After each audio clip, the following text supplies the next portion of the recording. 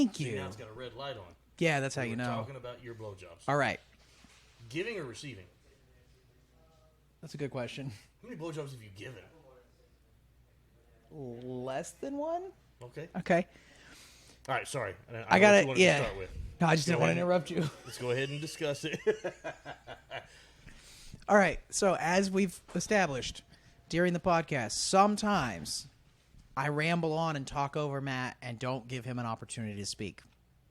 This is currently my opportunity to tell you. It's my speaking turn, but this is a shock collar on my ankle. Terry, our cameraman, if I talk too long, is going to press the button. Now, we have it on a low setting, but I'm a giant baby, and I am super nervous. Please don't just test it. Please. I see no power on it yet. Does it go into a standby? It's Push the on. orange button. Oh, okay. The orange button will just vibrate. How's that? Yeah, it's vibrating. All right. Yeah, I could feel it. Okay. It wasn't it is too. on. That didn't hurt. That didn't hurt. It was like a phone call. All right. So anyway, if I ramble on too much, Terry's gonna zap me. I don't know if we're gonna do this on every episode, but I'm trying to discipline myself. So Matt, how are you? I'm good. I'm good. Here is my... Are you just trying not to talk? I was like, did Terry just hit the button? Did Andrew freeze up? Like he's in electric shock. Anyway, okay, so here's my question. Have you ever seen, here's what, because I'm on my way into town today for this. As soon as you get to the Welcome to Lawton sign, there was a panhandler standing there with her cardboard sign, pocket, spare change, everything helps, one of those deals. And I was like, Did it say God bless? right, no. But when I gave her change, she did tell me, God bless me. I don't know why I gave her change. I'm usually stone cold on that. I'm like, you know what? I've been burnt by those people way too many times. Fuck them. If you like, I was able to go out and find a job. You should be able to do so as well. But anyway, the first thing I thought was really leaning on the welcome to town sign. We're already, that's where our panhandlers start here in town. My other thought was, how many times have you seen people in that predicament or seen somebody walking down the street? You can tell like they're probably a prostitute or, going down the road of drugs or whatever. And you're like, wow, it's not too late. Like she's pretty good looking. She could turn it around and have a successful life. Did she have a blue bike with her? I did not see a bike. Okay. This one was not necessarily one of those I was talking about. Gotcha. No. But have you ever seen that? Like you see me like, Yeah. damn, you're not too far gone, dude. Like let's turn this around. Like you're, a good looking person. Guys too. I've seen guys and I'm like, dude, you look like you could do something. Like you could, and they're willing to for spare change. No, but you know what I mean? Yeah. Like you've seen people, and you're like, your bad turn wasn't that long ago. Like you've got time to turn You're this like around. 6 weeks off the last of the bad turns. that Right. year. Right. So there was a lady after the last show that was laying down out by the dumpsters, like really close to the dumpsters on the sidewalk. And I was taking the trash out and I walked by her. And I realized, like, she's for sure homeless. But she looked, pretty's not the right word, but, like, she looked like she could be, like, one of the rougher people from my mom's cycling group. Like, she's, like, a normal-looking older lady. She was really cool. Yeah. And I was like, hey, if you're ever out here and, sometimes we have shows with free pizza and you can just pop in. Like, a lot of the shows are free. So just if you see a bunch of cars in the parking lot and it's nighttime, just pop in. She was like, oh, that's really cool. And I talked to her for, like, 2 minutes. And there was, like, she didn't seem insane or anything. And that's what threw me off is usually they're a little nutty. Right. And she seemed way too normal to be homeless. And either I was wrong and she's not homeless, even though I've seen her a lot around town.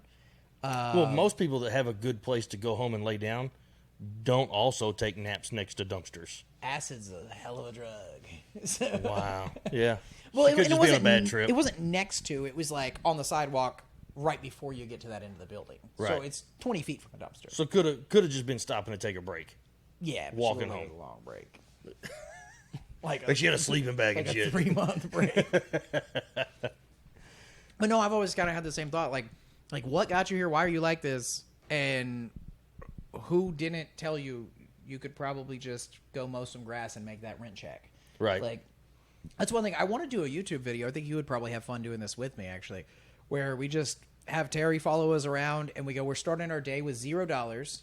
We have a car or we don't have a car. We set all these rules. I say no car, $0. You have to stay in your neighborhood. I have no money. I want to make $100 today. My theory is I'll go to one house. I'll say, I'll mow your grass with your mower for $5. Now that I've got your $5, hey, can I borrow your mower to mow your neighbor's grass? I'll split whatever I get. $20. I already brought my mower. They don't know it's not my mower. And then go, hey, can I borrow this mower all day? I'll bring it back gassed up, and I'll give you half of everything. We'll make $400. Yeah. Like, we'll have two, and they'll have two. But, I mean, it's not impossible. Right. And I'm not at all saying, like, everybody has those options or the charisma to talk them into. And also, like, you have a cameraman with a nice camcorder behind you. People are like, of course. Yeah, like, things are different. But, yeah, that's a weird one. I don't know. Like, so were you thinking about giving her a little more than change?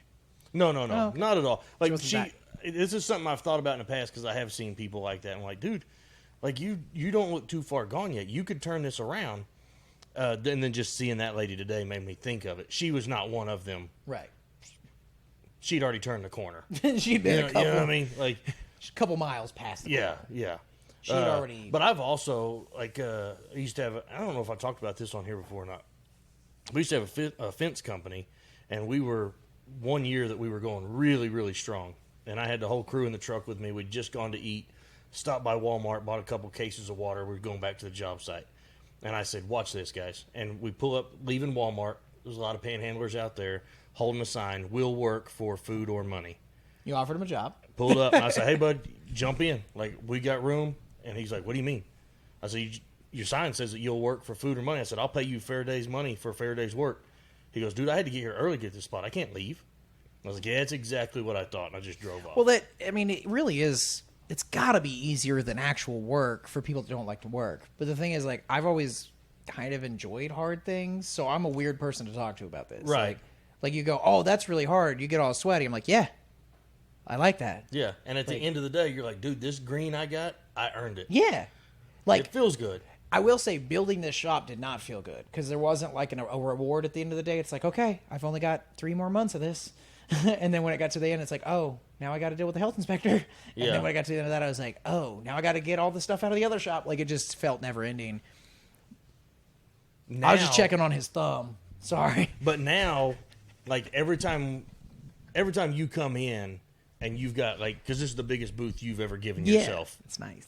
You know, or every time there's a show going on up here, it's got to, It feels in good. those moments, you got to have, like, a hell yeah. My favorite is when comics go, I love it. It's so nice. It's a perfect. It's like somebody built this for comedy. I'm like, yeah. Yeah. And then when I go to Oklahoma City and somebody's like, oh, dude, he's got the coolest little venue. You'll love it. You should do a show with him. Like there's like a line of people wanting to do shows knowing I don't get the biggest crowds. Like, Yeah. knowing I'm still struggling to get the crowds. They're like, oh, 15 people's fine. I'll do whatever. We got a show coming up. Brandon Whitaker and Andrew Rose are going to co-headline. Yeah.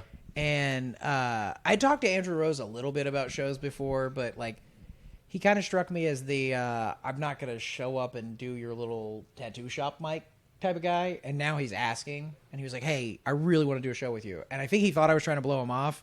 But yesterday at the mic, I was like, oh, hold on. I had a guy drop out of one I was trying to book, and I actually was able to book a show in like 2 seconds. So I think what I want to start doing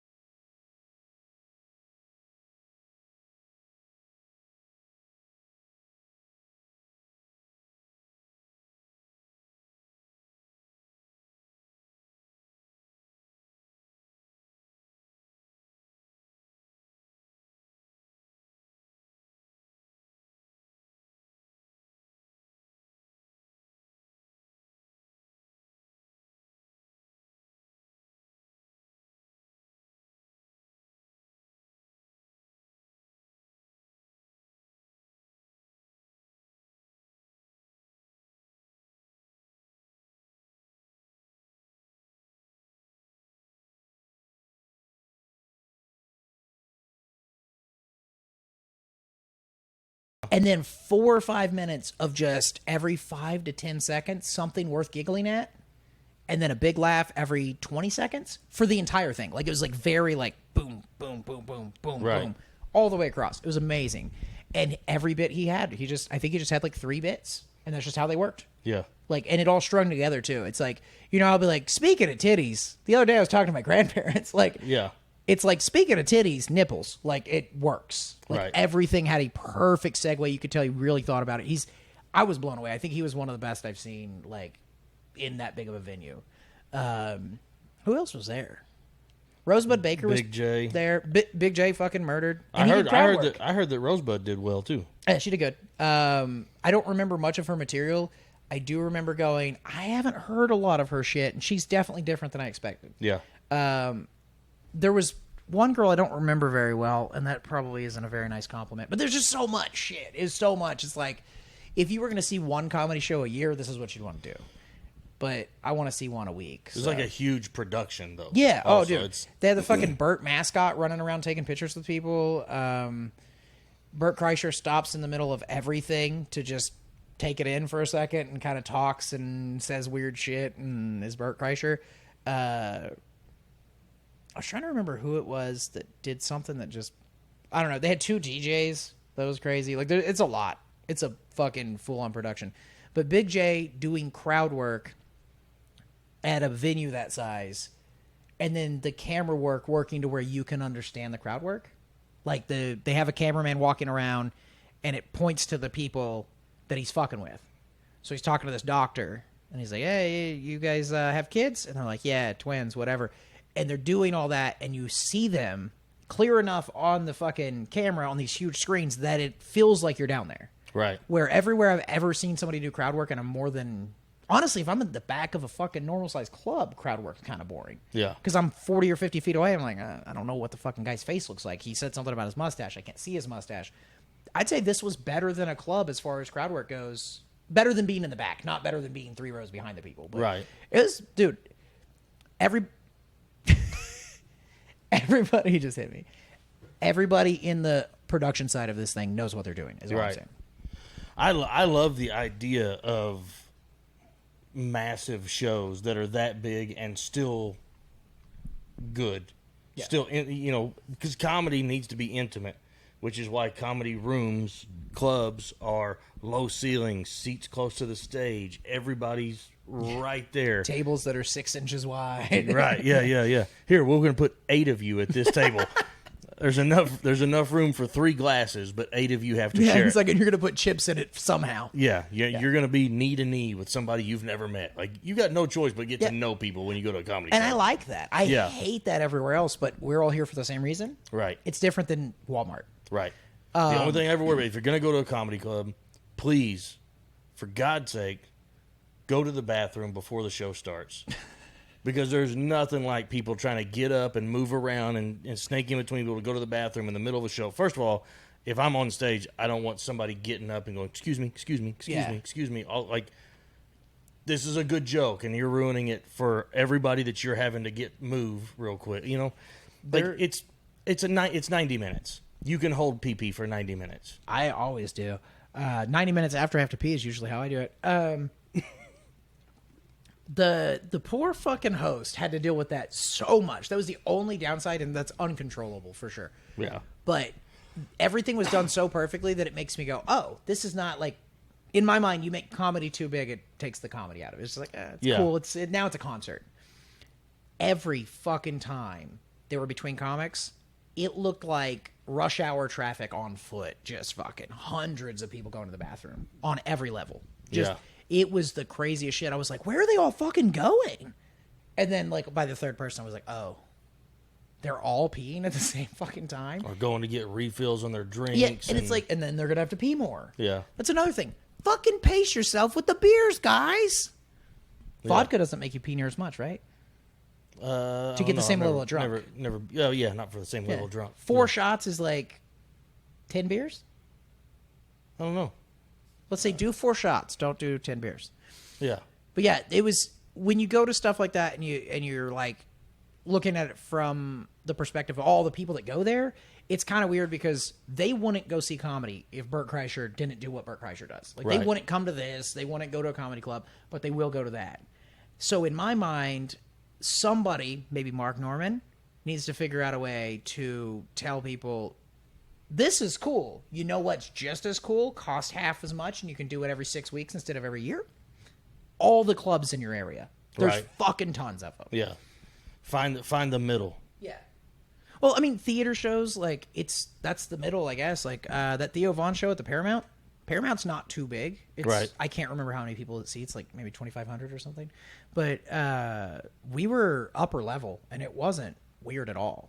I mean, Dude, if I could do the small theaters that seat between 300 and 500, I would, ideally, that's what I would love to do. well, I mean, there's clubs that seat 300 to 500. I would love that- it.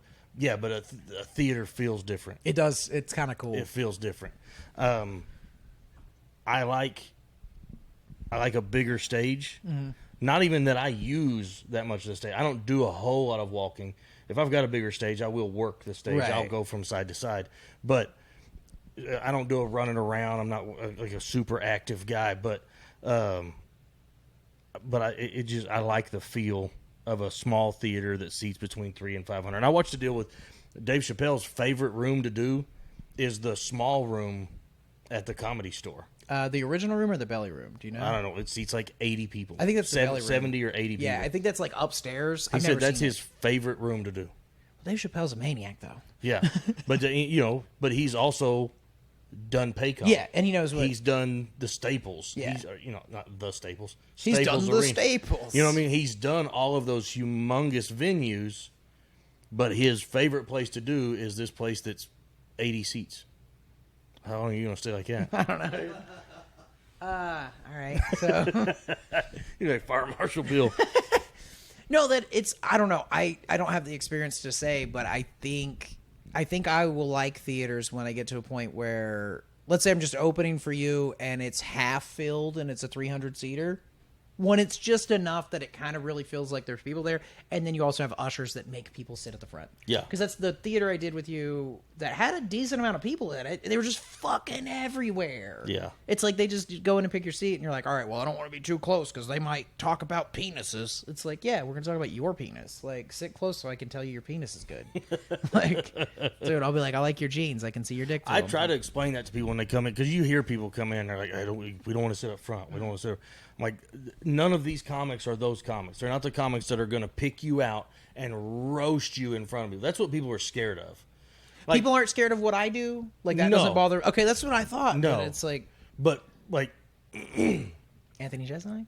yeah, or just people don't want to be roasted. Right. The most people. Right. I've met some that So are they're fucking sick. Yeah, or like there are some comics that go on stage and they're like, all right, I'm going to pick one person out tonight. I'm going to ruin their night. Right. But it's for the benefit of everybody else in the room. Everybody else in the room will enjoy it, but that one person is going to fucking hate me when they leave. Yeah. And it's worth it to me, which I don't. I want everybody in the room to love me when they leave. Yeah, I have a weird spot with that. Like, in social settings, I definitely go for odds. I go like, okay, maybe Terry's going to be sad tonight, but these 14 other people are going to have a good time. Yeah. Hey, Terry, you got a little dick. And I'll just fucking go in. But I'm never really that cruel with it. Like it's never mean. Oh, son of a bitch! I had to do it. That's the way I'm warning. You cannot say publicly, I've got a little dick. In fact, dick and little should never be in the same sentence. That seemed personal. That was a 1. All right, I was just surprised. It's fine. That lit my whole leg up, dude. Did it really? Yeah, it tensed up all these muscles. I have a feeling that's all you need. Yeah, that's all I need. Here's what I'm saying. I could still use a vibrate every now and then. On my butt. Terry is such a nice piece. He's such a dude. Okay, so you know how they say, how many wonders of the world are there? They say 7. I would disagree. I would say there's 8. One time when I was a young boy, somebody showed me a golden statue of Buddha, and the sun hit the statue, and it had such beautiful colors coming out of it because I was high on LSD. I think that is 10% as beautiful as Terry's penis. And Terry's penis is not too big. It's just right. All right, now can we conclude or continue? How far? Have we done 30 minutes? Are we... Son of a bitch. Can you look at that one? Is there a timer? I don't know. Terry's penis is so heavy. He can't even stand up with his perfect young penis. I didn't... Oh, since it's raining really hard, you want to call this an episode? And then Yeah. we'll try to actually... You want to pick up on some of those topics we had on that list, too? Yeah, we can do All that. right, cool. This is whatever episode of Matt and Andrew Make a Podcast. I'm Matt. I'm Andrew. I'm joking. I'm Andrew. I'm also Andrew. That's weird. Have a good one.